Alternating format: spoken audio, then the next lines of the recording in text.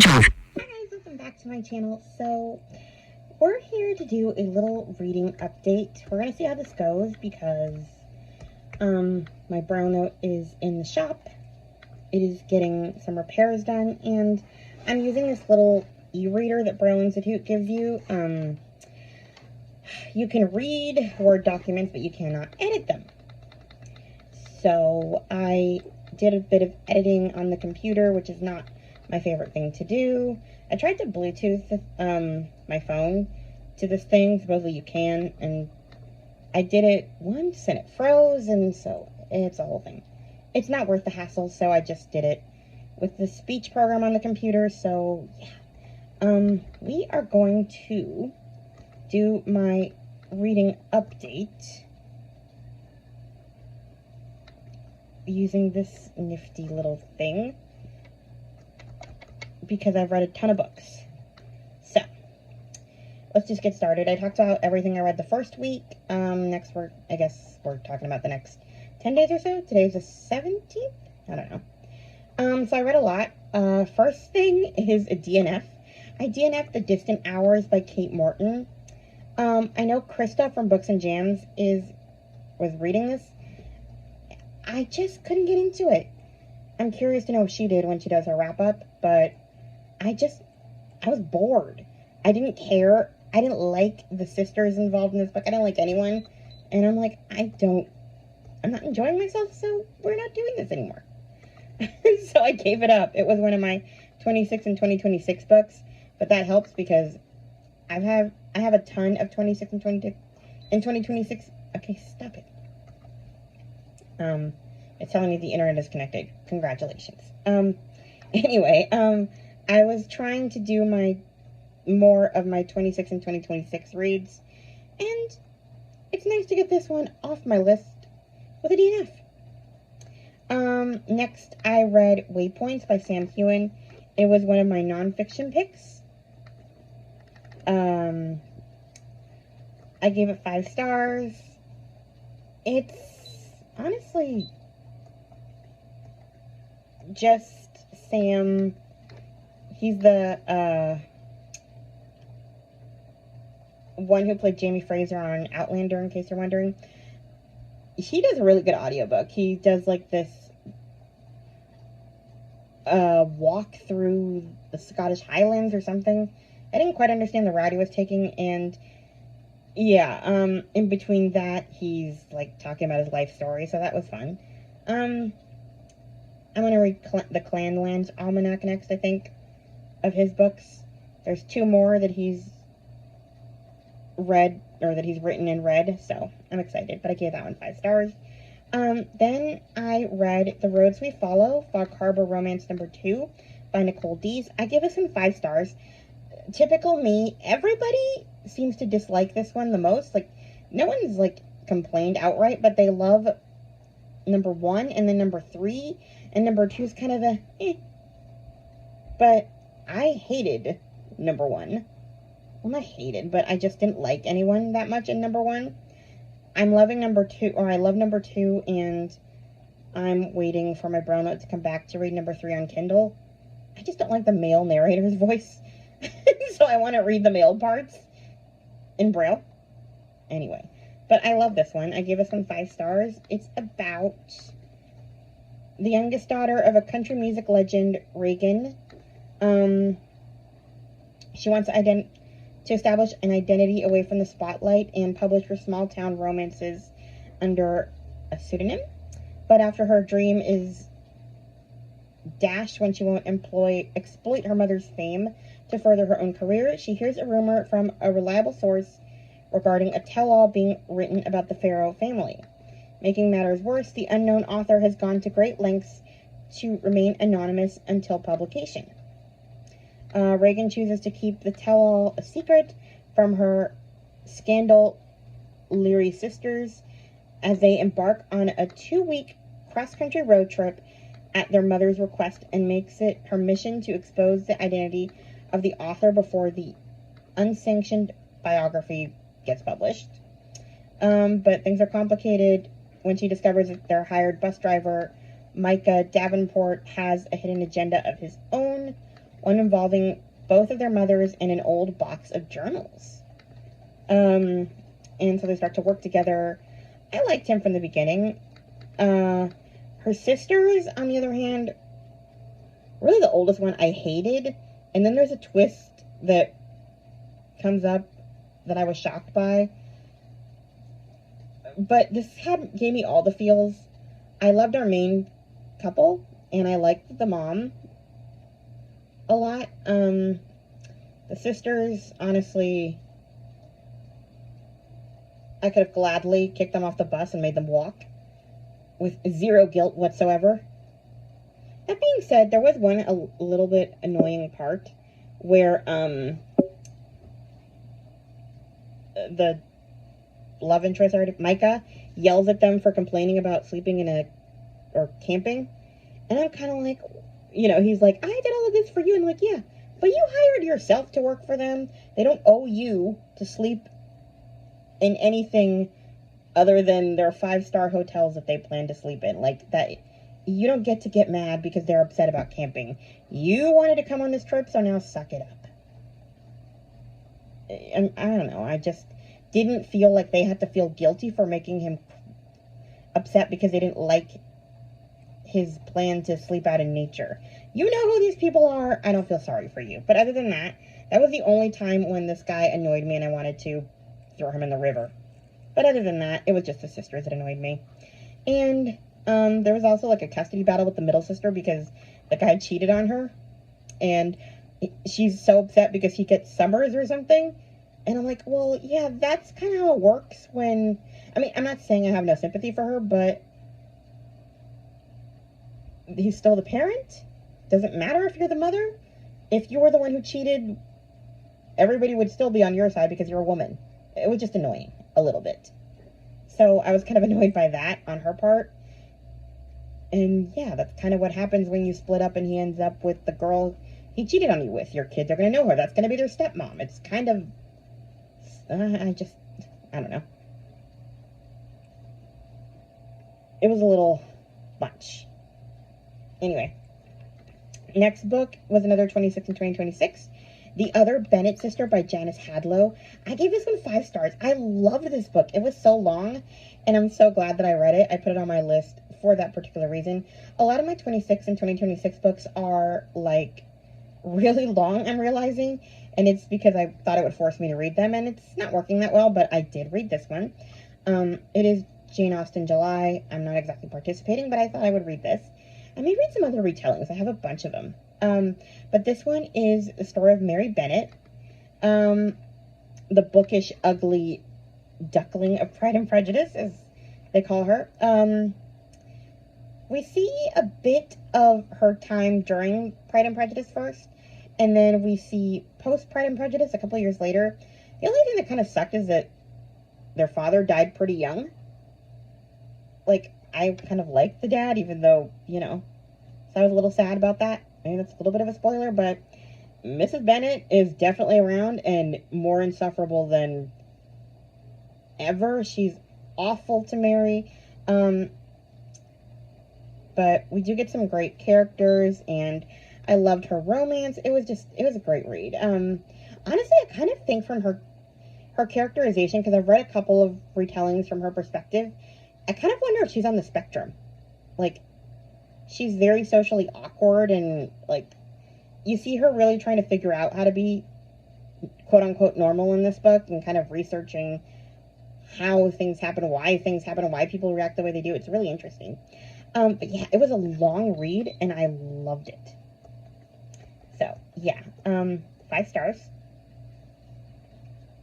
Then I read Alma's, I picked her as through one of my roles for a booktuber recommendation for my TBR game.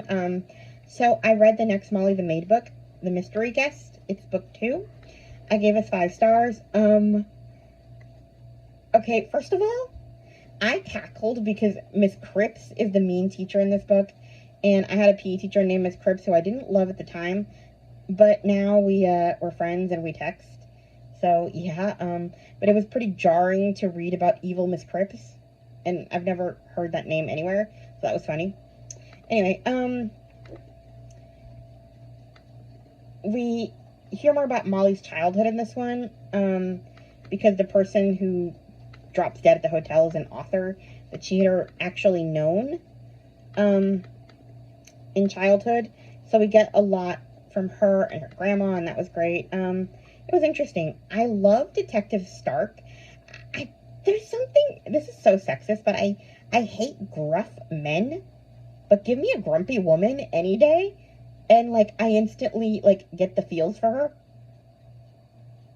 I don't need her to change necessarily, but when she does go all soft and mushy, I kind of love it. And we see kind of a turn with Detective Stark in this book, and I love it. But yeah, like, I just don't have the patience for a grumpy man. Like, grumpy men make me want to punch them. Grumpy women make me just feel bad for them. But yeah, I loved how Molly gets to mentor Lily, who's kind of a bit like her. She insists on hiring her as one of the maids, and that's kind of cool. And yeah, this book was just really good. I enjoyed it. And I love the ending. Whoa. I don't know why this is beeping at me. Next book was rule number 11, middle grade or YA fiction. I picked the prompt. So I read the next two in the series of Unfortunate Events series, Slippery Slope, which I gave 5 stars, and The Grim Grotto. Oh, also 5 stars. This series is just one of my favorites as a kid, and I think I gave these 2 5 stars for nostalgia purposes, because these were, like, some of the first ones that I remember, like, waiting with bated breath to come out every year, and, like, getting the day they came out at the bookstore. So, yeah. Then I read a bunch of Boxcar Children mysteries. I'm probably going to keep doing this. I'm just kind of on a roll, and I'm enjoying them. And they're really good summer books, because a lot of them takes place in summer. They're, like, on some kind of summer vacation of some kind, and they're just, I don't know. I think Boxcar Children will be my series for the summer, and Babysitter's Club the rest of the year, because generally those take place during the school year. Anyway, these first ones aren't super promising. They're kind of boring. The Mystery Horse, Boxcar Children number 34, I gave 3 stars. They spend 2 weeks at Sunny Oaks Farm. They learn about farm life, but they become suspicious about a mysterious horse locked in the stables. So why is it locked in the stables? Then The Mystery at the Dog Show, book 35, I gave 2 stars. I wasn't even that interested. Truly, like, they were at a dog show. They're trying to someone's trying to sabotage the dog show in their neighborhood. The Castle Mystery. Okay. Stop connecting and reconnecting to the internet. The Castle Mystery, book 36, I give 3 stars. The Boxcar Children help restore a historic castle. But when the Aldens see mysterious lights, hear strange music, and see spooky faces in windows, they wonder if the old castle is haunted. Can the Aldens uncover the mystery behind the odd events? There's also kind of a thing with a mysterious violin going missing or something. Anyway, this next set was more promising. The Mystery of the Lost Village, Boxcar Children number 37.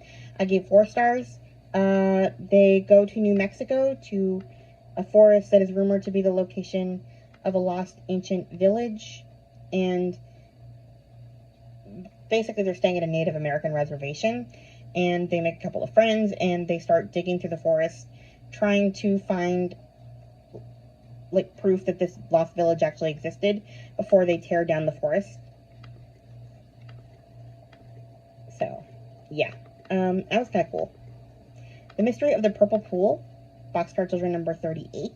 This was one of the first ones that I read as a kid, and I clearly had good taste because I still like it, and I forgot who the bad guy was. I gave this one 5 stars. But they're visiting New York, the Aldens are visiting New York, and people are, like, doing crazy things at the hotel, including dyeing the swimming pool purple. It was just kind of fun. It was like Eloise at the Plaza. It was fun. And then the last one I read,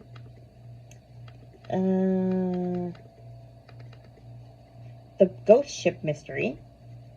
I gave 4 stars. While visiting a seaport town in New England, the Aldens learn about a shipwreck from 1969. Legend has it the ship can be seen on the water in stormy weather. It's a mystery that has never been solved, but the Boxcar Children are up to the task. It was fun.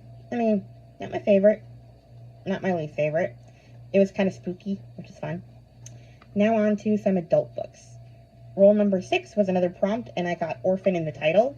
And I was looking up, I just typed in the word orphan in Audible to see what popped up as from my list. And I found, no, that's not how it happened. I did that first, and then I went through Goodreads, and I saw that Amy Clipston, who is an Amish author, I follow her on Goodreads, had just finished reading A Family for the Amish Orphans by Joanne Brown. It's part of a series, but I don't think I'm going to read the rest of it. I gave it 4 stars. It was fine. We have Darren Yutzy's 3 orphan nieces. He gains custody after their parents die, and he's clueless when it comes to raising little girls, especially one who refuses to speak. And when food trailer owner Carrie Detweiler makes them smiled fries, he asks her for help, and she agrees if he'll help mentor her cousin. So, that was, I mean, it was pretty predictable, right? You know how it ends. It's a romance. It was fine. Then I read The Goose Girl by the Grimm brothers. I give it 5 stars. I read it in preparation to read the book that Cheryl recommended for my other role, The Goose Girl by Shannon Hale. This is a retelling. It's not quite the same, but I wanted to read the original first. I also give it 5 stars. I don't know if I'll continue the series. You can tell me if I should, Cheryl. But, yes.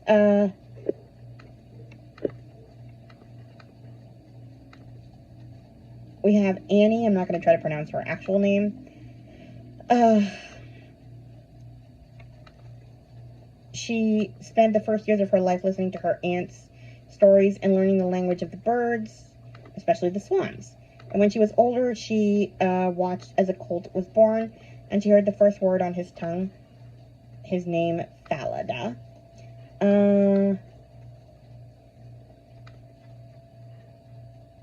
She becomes a goose girl before she becomes queen, because her mother sends her to, she basically takes the kingdom away from her kingdom, gives it to her brother, and sends her off to marry some guy she's betrothed to, some prince. And it's kind of the same as the retelling. Her maid takes over, and she ends up stranded on her own. She becomes a goose girl, and she becomes her own person eventually, and it's great. I loved it.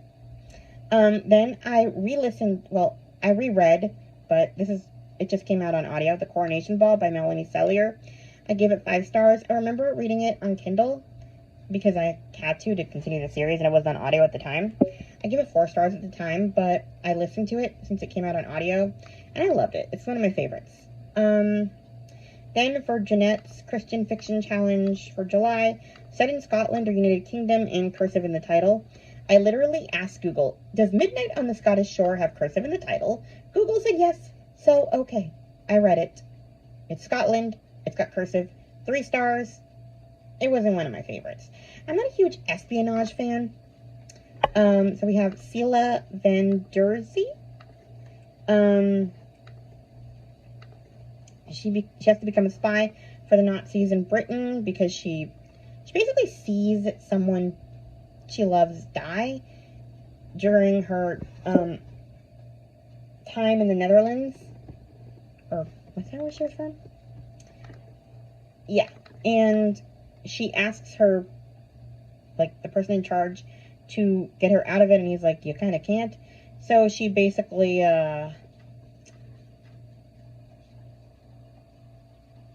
uses the Germans to get her to England so she can avoid spying, and she ends up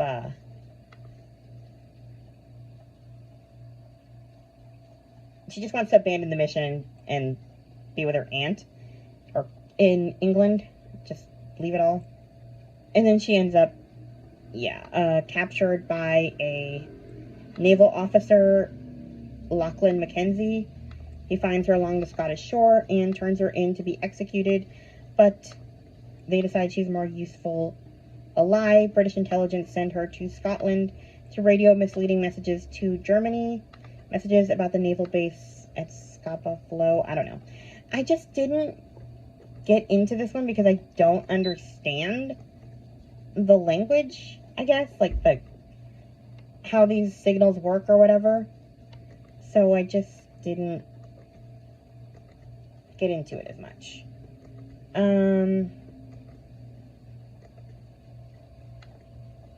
Yeah. And then I read... This thing is moving weird.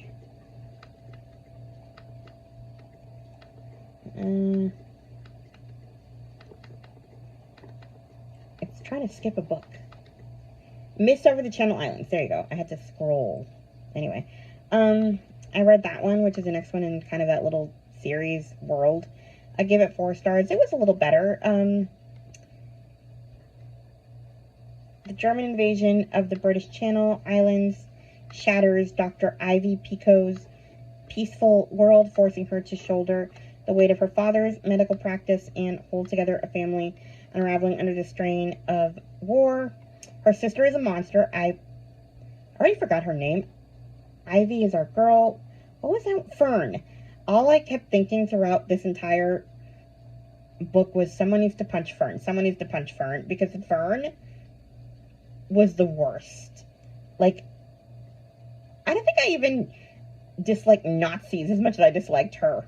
She was awful. Like, in the books, I mean, Nazis are supposed to be your bad guy, but maybe that's why I don't dislike them as much as Fern, because she's supposed to be part of the family. She sucked. Anyway. Ivy's a doctor, and Fern is always trying to boss her around. She's her secretary, and then it gets worse, so much worse. Then we have Dutch engineer and resistance member Gerrit Vandersea. He volunteers to build fortifications for the Germans so he can secretly send maps and diagrams to the Allies. He actually, I mean, you know, they have a romance, but he also has a thing, or he, ends up getting help from Ivy's little brother, who's, like, 15 years old. I thought that was going to cause some tension, but it didn't. And then I read the last Sarah Sundin book I own, The Sound of Light by Sarah Sundin. I gave this one 5 stars. I loved this one. When the Germans march into Denmark, Baron Henrik, I cannot say this, exchanges his nobility for anonymity, assuming a new identity so he can secretly row messages for the Danish resistance across the waters to Sweden. Then we have American physicist Dr. Elsa Jensen. She refuses to leave Copenhagen and abandon her research. Her life's dream. While printing resistance newspapers, she hears stories of the movement's legend, Havman the merman, and wonders if the mysterious and silent shipyard worker living in the same boarding house has something to hide. I loved Elsa. She's, like, she reminded me a little bit of, what was the lady from Lessons in Chemistry? I don't know why I'm remembering her last name, but not her first name. Zott was her last name. I'm gonna kick myself. Anyway, she reminded me of her, just less swearing, no swearing, but she had the same guts that this woman had from Lessons in Chemistry.